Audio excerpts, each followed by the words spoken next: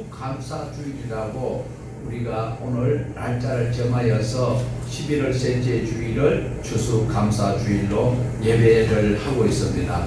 자, 그러면 우리를 먼저 부르신 것이 아니라 하나님께서는 이스라엘 백성들을 먼저 불렀습니다.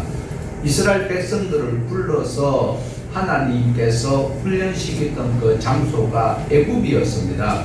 애굽 땅에서 430년 동안 아무 자유도 없는 그런 곳에서 죽을 고생을 하고 있을 때 하나님의 일꾼 모세를 보내어서 그들을 애굽에서 구출을 해냈습니다.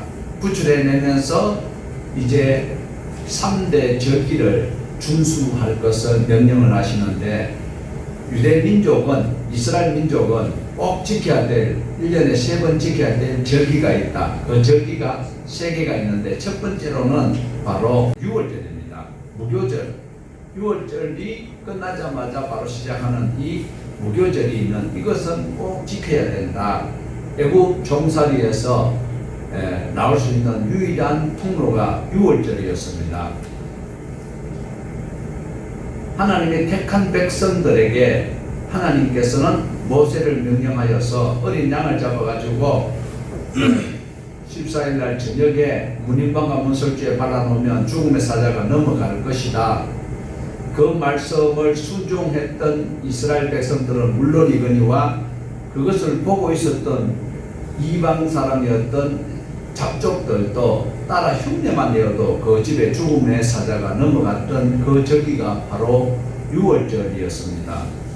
자, 그 다음에 또한 두 번째로 지키는 그것은 여름에 지켜야 될 절기이기도 하지요. 맥추절, 칠칠절, 오순절이라고 하는데, 이제 그들이 광야에서 이제 나와가지고 약속의 땅에 들어갔을 때에 첫 수확하였던 그것을 밀 수확이 보리 수확보다 약 한 달 가까이 늦다라고 우리가 배워왔고 또 보고 있습니다. 그래서 밀 수확까지 다 끝내고, 그리고 그것을 칠칠절, 그리고 오순절이라고 하는데, 오순절은 오늘 저와 여러분에게도 성령 강림한 그것이 바로 예수님이 십자가에 못 박혀 돌아가시고 땅에 40일 동안 계시다가 올라가시면서 열흘 만에 보내주신 그 50일째 되는 것이 바로 성령 강림주일로 우리는 지키는 그것이 오순절이기도 했습니다.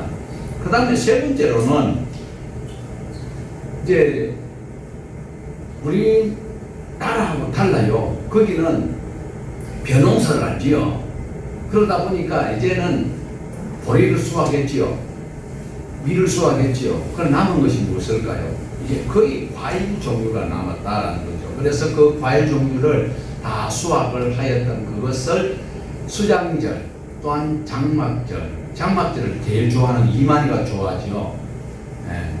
장막절, 그리고 초막절, 이렇게 해서 과일을, 그리고 마지막 그 결실했던 것을 수확하였던 그것을 저장하는, 이제 추워지면은 먹을 것이 없잖아요.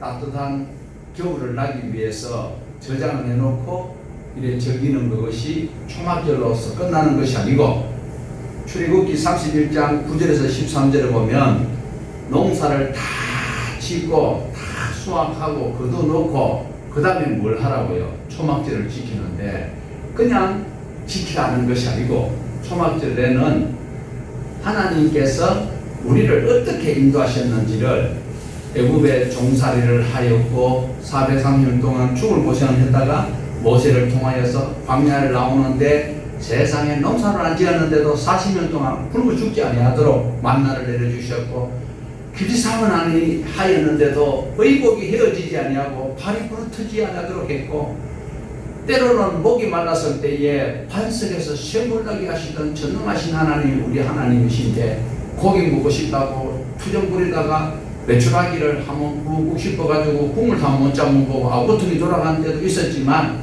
하나님이 우리를 사랑하셔서 우리를 이 땅에 들어오게 하여서, 그래서 초막을 그냥 풀을 꺾어가지고 을기설기해서 해놔놓고 거기서 자녀들에게 하나님의 말씀을 창세기부터 말라기까지 가르치는지 모르겠어요. 요즘 같으면 요한계시록까지 알려줘야 되는 그것이 바로 초막절 절기였던 것을 우리에게 보여주고 있습니다. 그러면 우리도 오늘 우리가 추수감사주일로 지키는 것은 바로 여기에 초막절, 장막절, 수장절에 가깝다라는 거예요. 수장절. 왜? 이제 뭐 여기서 우리가 농사를 전문적으로 안 하지만 그리고 여름에 김 내고 가꾸어 가지고 이제 수확을 해서 저장을 해놓고 여유가 있는 이 농경시대 때의 그 풍경 속에서 우리 추수감사주의를 지키는 절기가 바로 11월 셋째 주로 우리가 지키고 있다라는 것입니다. 자, 그러면 유대인들 또한 이 절기를 가볍게 여기지 아니하고 어떻게 해요? 자, 우리 신명기 32장 7절인데 같이 보시겠습니다. 아득한 옛날을 회상하여 보아라. 조상 대대로 내려오는 세대를 생각하여 보아라. 너희의 아버지에게 물어보아라. 그가 알려주는 것이다. 어른들에게 물어보아라. 그들이 너희에게 가르칠 것이다. 그러니까 우리는 그냥 내가 잘나서 사는 것이 아니고 뭐 벽거새처럼 알에서 툭 튀어나온 것이 아니고 하나님이 우리를 하나님의 형상과 모양으로 지으시고 그리고 우리에게 영생복락하시도록 주시는 그 은혜와 또 규범이 있었는데 그것을 지키지 않았다가 에덴에서부터 시작했던 그 저주가 결국은 노아 시대 때 땅덩어리가 멸망을 받고 노아의 자손으로 우리 생명이 연장되어 나왔다라는 겁니다. 이 자리에 계신 여러분 전부 다 성씨가 다 각각 다르다 할지라도 올라가면 우리는 다 노십니다. 노아의 후손이에요. 그 부정하면 돌가루가 사람이 되었다라고 여길 수밖에 없는 그런 일들이라 할 수 있습니다. 자, 그러면 오늘 우리가 본문을 읽었습니다. 하박국이라는 사람이 하나님 앞에 감사하는 조건이 있었는데 풍성했기 때문에 감사한 것이 아니었던 것을 우리는 3장 16절에서 19절을 통해서 보았습니다. 그리고 하박국이가 어떠한 조건 가운데서 감사를 했는지 우리 본문 3장 16절을 우리 같이 보시겠습니다. 내가 들었으므로 내 창자가 늘렸고 그 목소리로 말미암아 내 입술이 늘려도다. 무리가 우리를 치러 올라오는 환난 날을 내가 기다림으로 새기는 것이 내 뼈에 들어갔으며 내 몸은 내 젖소에서 떨리는도다. 자, 지금 하박국 선지자가 하나님의 은혜 가운데서 하나님이 주시는 그 영감도 있지만 들리는 소문이 지금 바벨론이 쳐들어온다는 그런 소문이 있어요. 그러면 바벨론이 왜 쳐들어올까? 우리가 역사적 배경을 조금 전에 우리 신명기 32장 7절에서 있었던 것처럼 조상들에게 물어보면 알 수 있는 거예요. 하박국이는 그때는 없었지만 그 윗대에 다윗의 아들 솔로몬이 죽고 나라가 아들의 때에 두 나라로 나뉘게 된다라는 것을 우리는 너무나도 잘 알고 있습니다. 10지파가 북이스라엘로 그리고 2지파가 남유다로 남게 되는데 이때에 북이스라엘은 10지파가 931년에 시작하였던 그 나라가 722년에 망하게 돼요. 아수르에게 멸망을 당하게 되었어요. 자, 이때 멸망을 당할 때에 분명히 조금만 올라가면 다 형제예요. 형제 나라가 저렇게 망하는 이유가 무엇인지를 바로 살펴야 되는데 남유다 사람들이 북이스라엘에는 예루살렘 성전도 없고 제사도 안 지내는 것 알아요. 실제로 초대 왕 여로보암이 단과 베델에 금송아지를 만들어 놓고 이것이 하나님이라고 새기고 그 다음에 제사장들을 보통 사람에게 맡겨버렸어요. 그리고 절기도 마음대로 정하여서 하나님 앞에 예배하는 날로 정하였기 때문에 결국은 BC 722년에 아수르가 천내로 와서 북이스라엘을 멸망을 시켜버렸습니다. 이때에 남유다에서는 어떤 마음을 가지고 있었을까요? 자기네들은 예배를 바로 드리고 있다. 우리는 예루살렘 성전이 있어. 우리 교회는 빛이 좀 있거나 말거나 이렇게 아름답게 잘 건축을 해놨어. 그리고 성도들도 신천지에 간 사람도 많지만 들락날락한 사람도 있지만 성도가 이 정도 되니까 우리 교회는 하나님의 은혜로 감사합니다 라고 하고 있는 그 모습과 같은 남유다였다라는 거예요. 형제나라가 왜 망하는지를 보아야 되는데 하나님 앞에 바른 예배가 없었고 하나님의 정해놓은 절기를 자기 마음대로 지켰을 때에 하나님께서는 오래오래 참으셨어요. 그래도 안 되니까 결국은 북이스라엘을 멸망시켰습니다. 그러면 남유다에서는 어떻게 해야 될까? 반면교사로 삼고 하나님 앞에 바로 써야만 했을 것입니다.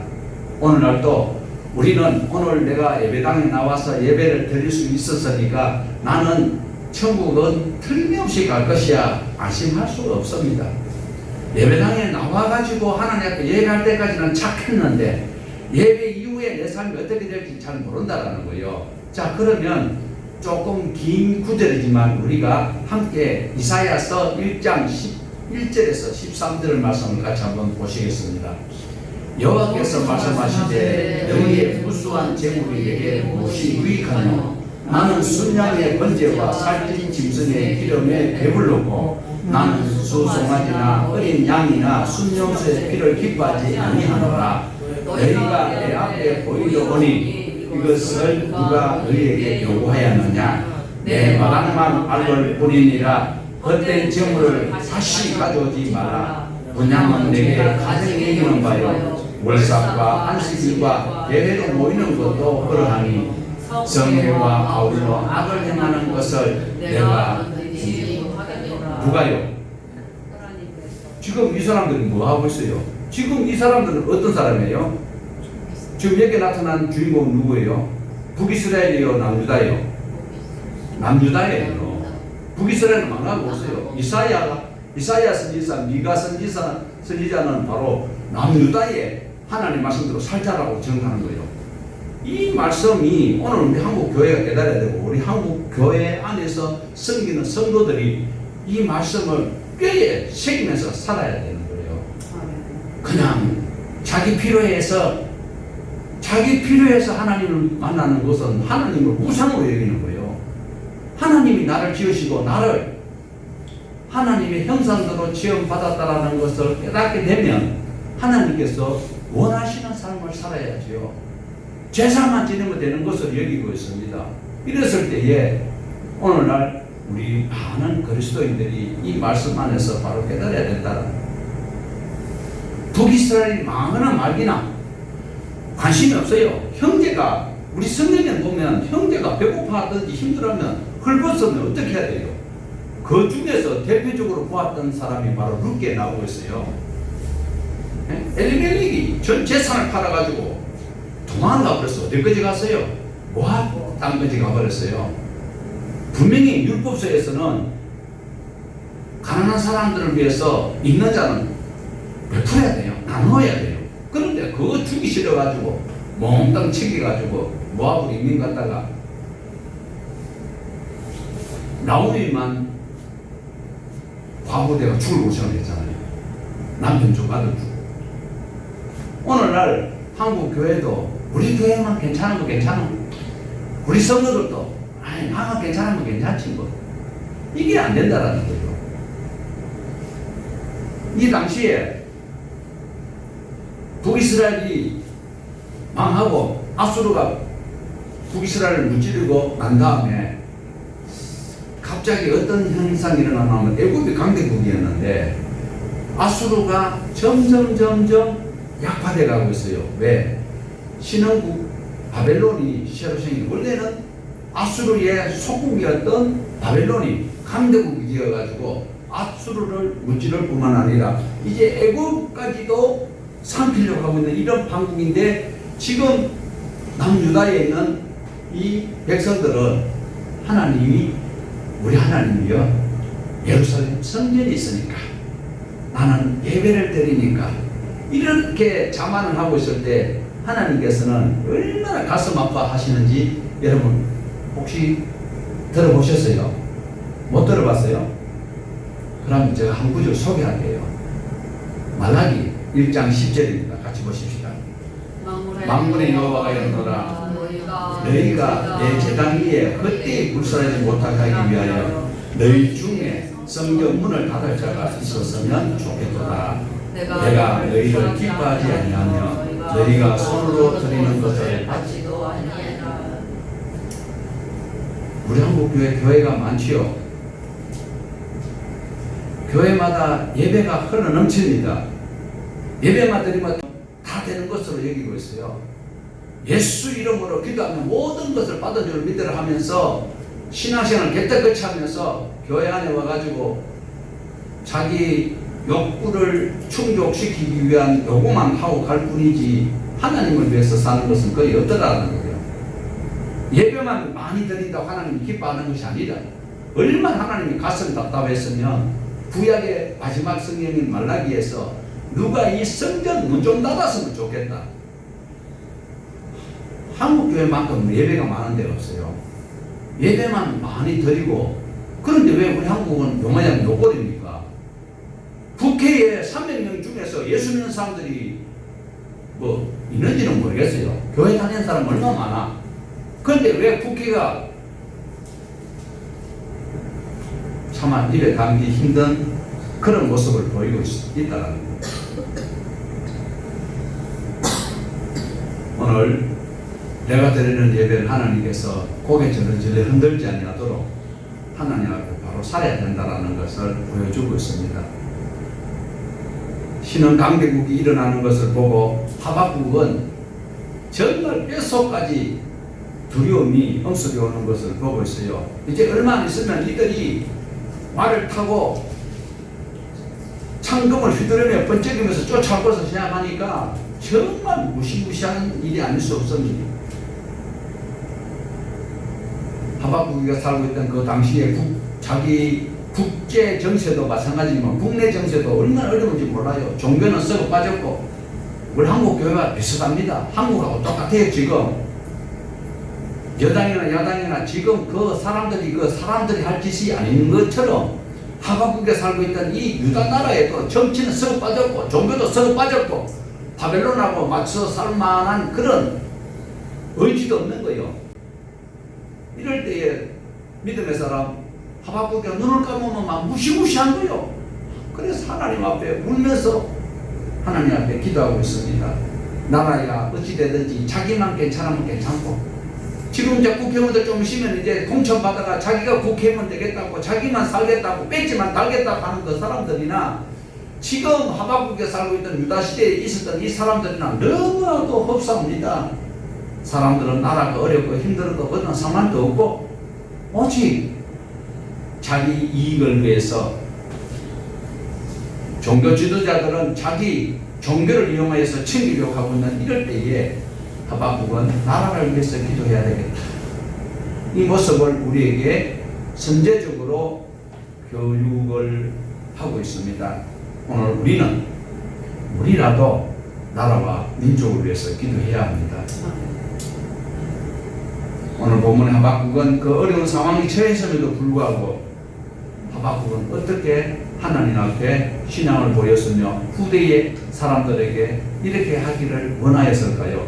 바로 감사로 찬양으로 하나님 앞에 영광을 돌리고 있습니다. 찬양을 드리는데 자기 혼자 드리는 것이 아닙니다. 3장 하박국서 3장 1절을 보면 시기온옷에 맞추어 노래 불렀다. 이 소리는 바로 시기온옷이라는 것은 복수로 알려진 것은 슬픔의 노래라는 의미입니다.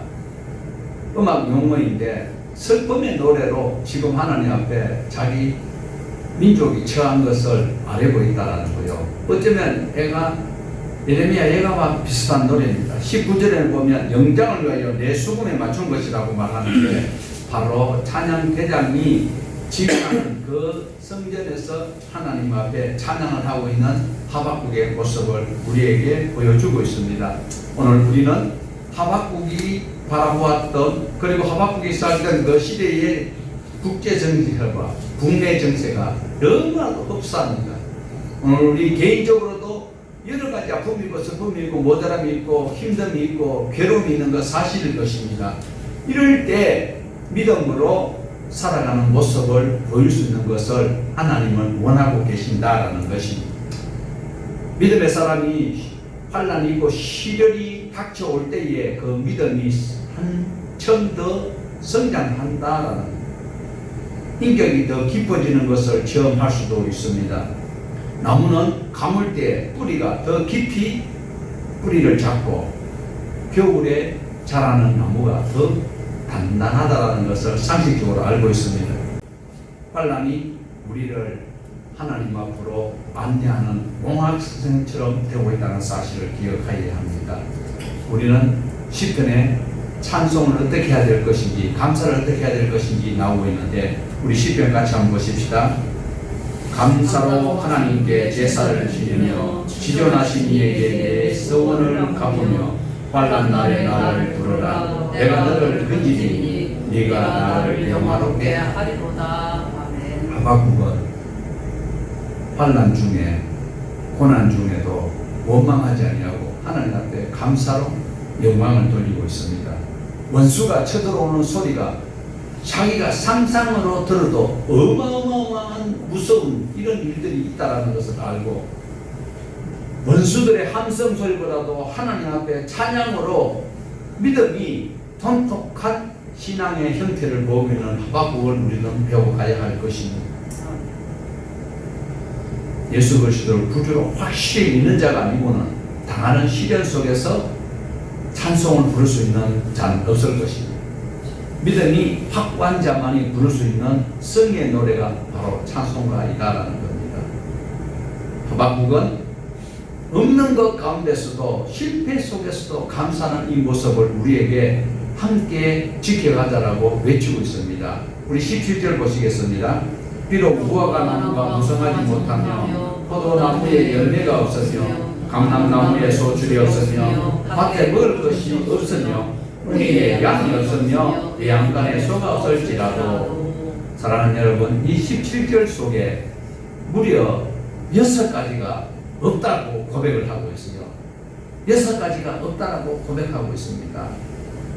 하박국에 있어서는 이 6가지가 자기 생활에 꼭 필수 조건인데 이것이 없어요. 자, 그러면 우리가 무엇이 없는지 한번 볼까요? 화면에 보면 참고하기 쉽겠죠.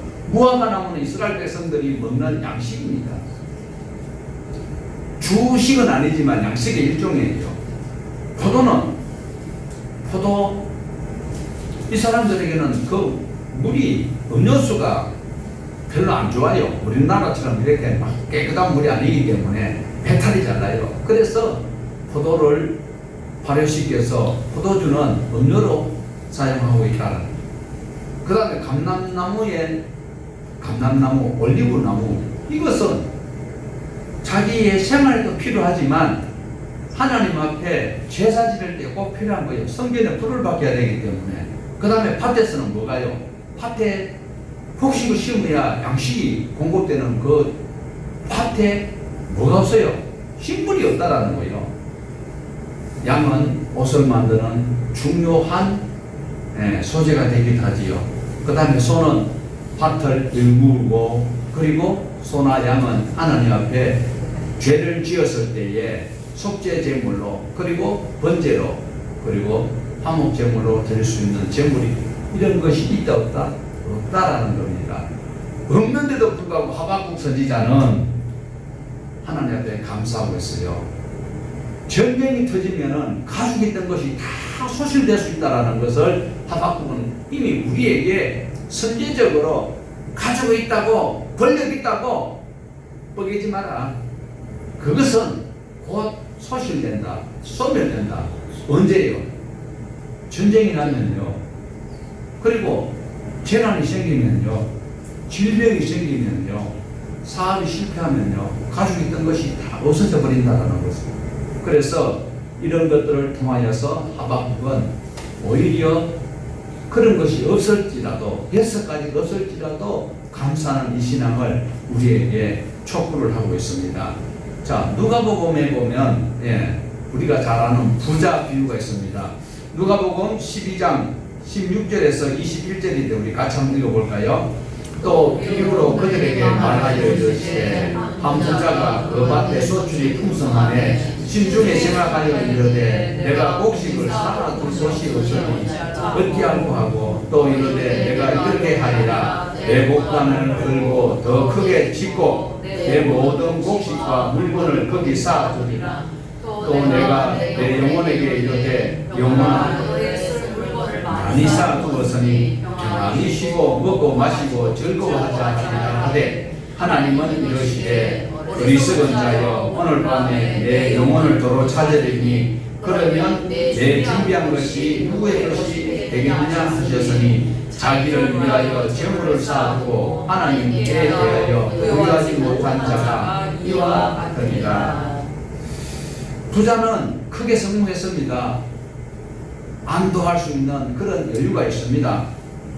창고를 크게 짓고 그리고 곳간에 곡식을 가득히 쌓아놨습니다. 만족해하고 있습니다.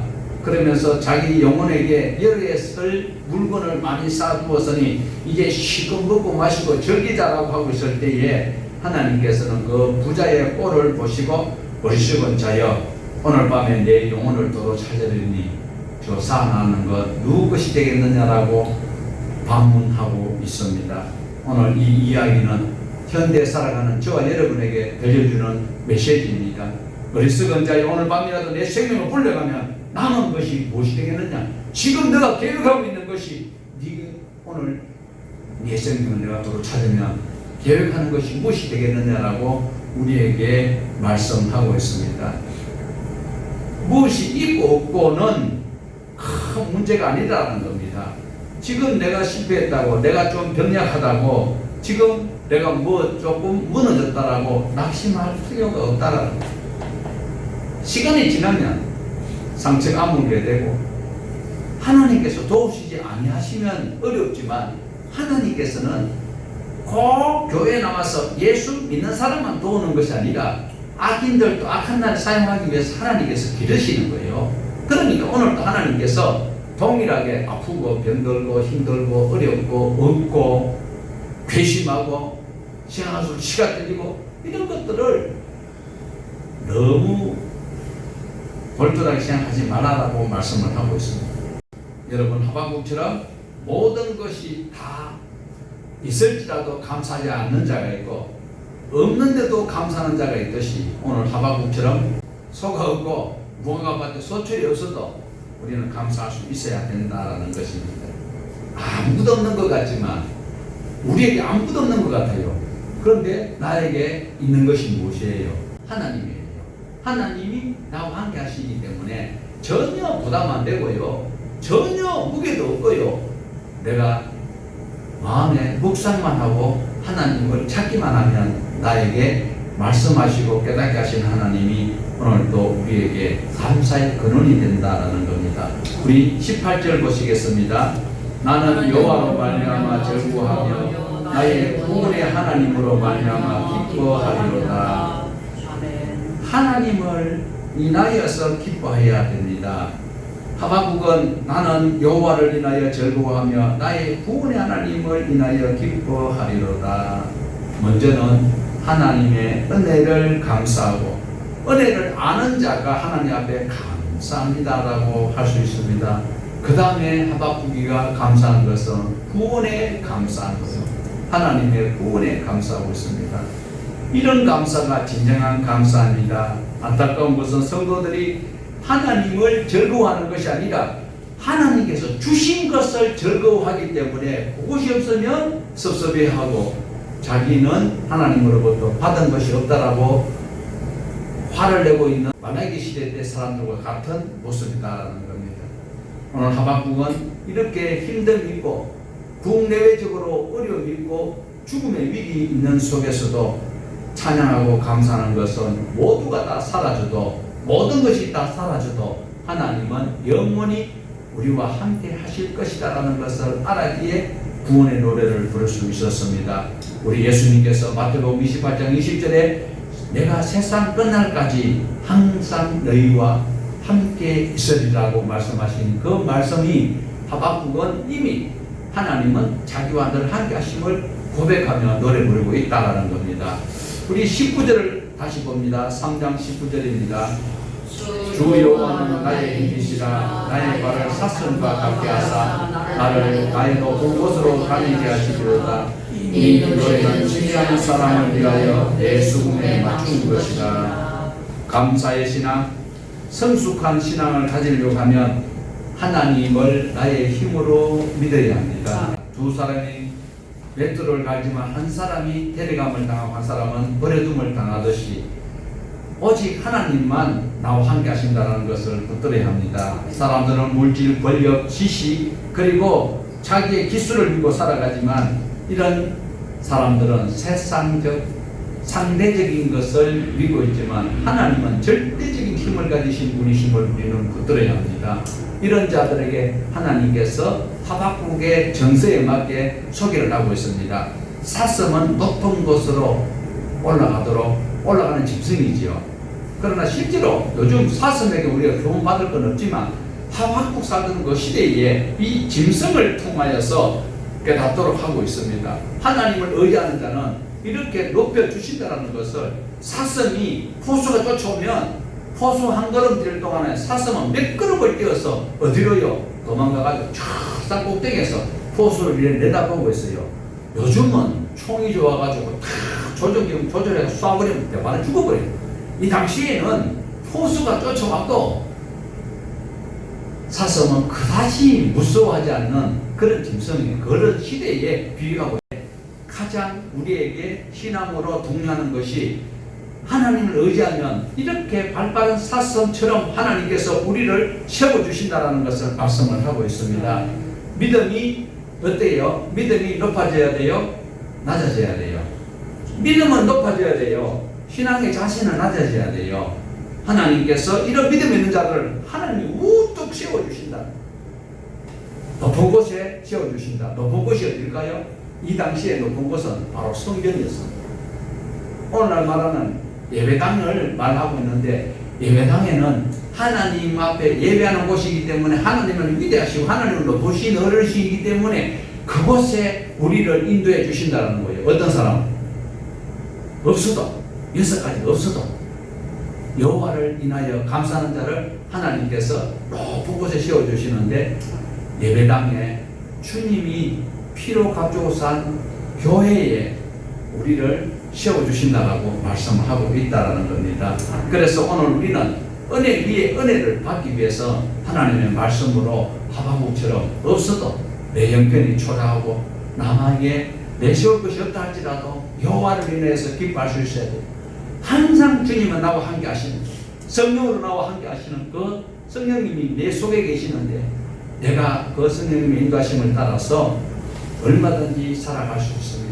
어려운 일이 있습니다. 힘든 일이 있습니다. 오늘 또 하박국 선지자는 믿음의 사람들을 이렇게 독려하고 있습니다. 자기 신앙을 보여주면서 오늘도 우리가 하나님 앞에 나와서 간구할 때에 하나님은 우리를 그냥 버려두지 아니하시고 악한 사탄에게 대항하여 이길 수 있는 힘을 주시지만 그 믿음의 날개를 내가 미처 달지 못하였을 때 하나님께서는 피할 길을 우리에게 주신다라는 것입니다.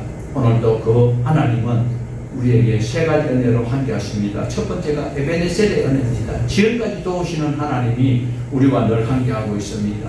그리고 마태복음 28장 아까 10절에 보았듯이 임마누엘 하나님입니다. 이 세상 끝날까지 우리 주님이 함께 하시게 돼요. 예수님은 나를 위해서 십자가에 못 박혀서 죽었다가 사흘 만에 살아나 하늘로 올라가시는데 끝났는데 그런데 예수님이 우리와 함께 하시겠다는 삼위 하나님 중에서 성령 하나님으로 우리 속에 와 임마누엘로 계시겠다라고 말씀하고 있습니다. 그 다음에 그뿐만 아니라 여호와 이레 하나님 우리의 연약함을 아시고 내가 미처 준비하지 못한 것 여러분 오늘도 내가 숨을 얼마만큼 쉬겠다고 계획하고 계셨어요?